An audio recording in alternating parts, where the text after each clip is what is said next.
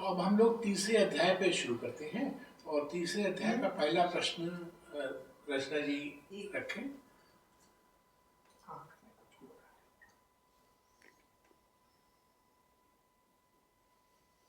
नमस्कार अजय जी। उसे मेरा तीसरे अध्याय से प्रश्न ये है कि ज्ञान योग और कर्म योग को थोड़ा विस्तार से समझाएं, इसका विस्तार करें और कौन सा मार्ग श्रेष्ठ है, ज्ञान या कर्म योग। ये दो प्रश्न है मेरे, इसको बताएंगे। तो वैसे तो ये मतलब शब्दों में तो साफ साफ लिखा है कि विज्ञान योग है और एक कर्म योग है, पर मौलिक दृष्टि से आप ये देखिए कि जैसे विज्ञान और कला है ना, यदि अध्याय इसमें आ जाए हम अपने शैक्षिक दृष्टि से सोचें तो हमारे जो भाव होते हैं, अपने घर में भी देखो, अपने बच्चों में या अपनी एसोसिएशन में, तो कोई व्यक्ति जो ये कल्चरल एक्टिविटी है इसमें बहुत ज़्यादा ही बिजी होता है और कोई होता है पढ़ने में, समझने में, एक्सप्लेनेशन में, जो साइंटिस्ट बनते हैं, एक हमारे आर्टिस्ट बनते हैं। अब रविंद्रनाथ टैगोर ने कोई आविष्कार नहीं किया, पर उनका जो साहित्य है वो भी साइंटिस्ट से कम है क्या? नहीं ना, नोबेल प्राइज उन्हें भी मिल गया, तो वो कला जगत से हुए।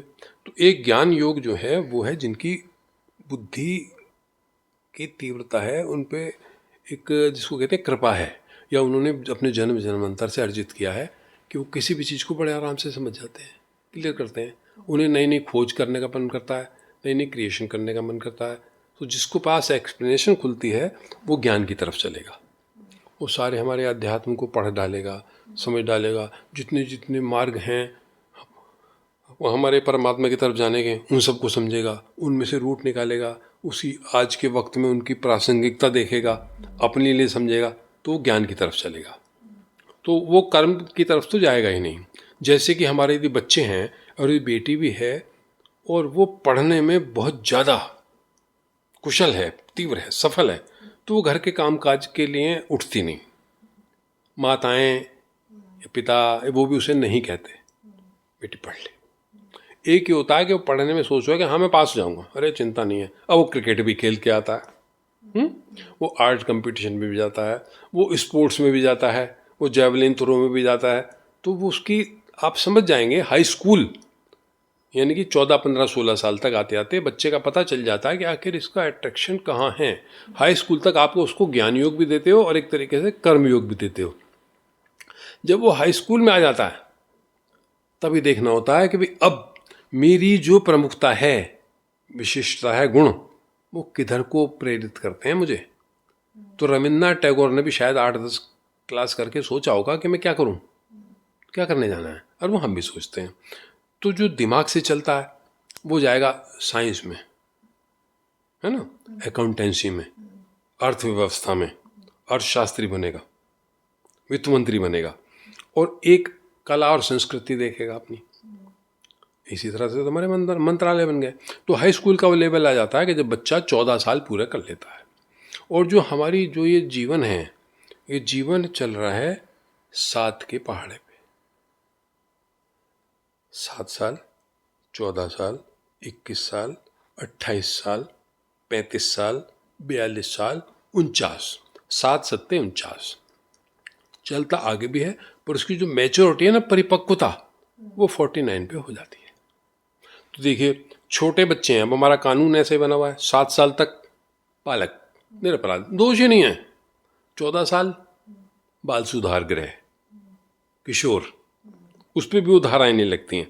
अब 14 से जो 21 है, वो 14 से 21 है अपना बनने का, कि आप खुद क्या बनेंगे और समाज के लिए क्या बनेंगे।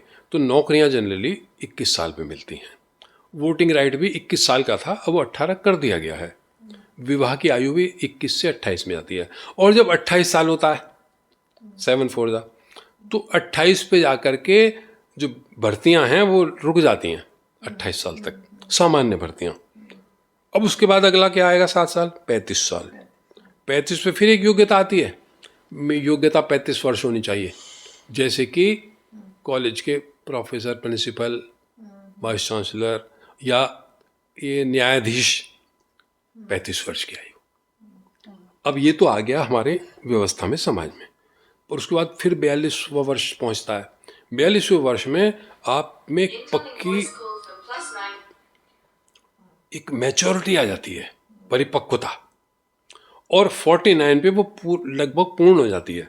और आप यदि अपने जो साहित्यकार हैं, भाई उन्हीं का तो मिलता है सारा, तो चाहे जयशंकर प्रसाद हो या कुछ हो, उनकी आयु भी लगभग 49 पे आके उसी के आसपास में जीवन भी पूरा हो गया, पार हो गए, उसमें हम पक्के मैच्योर हो जाते हैं।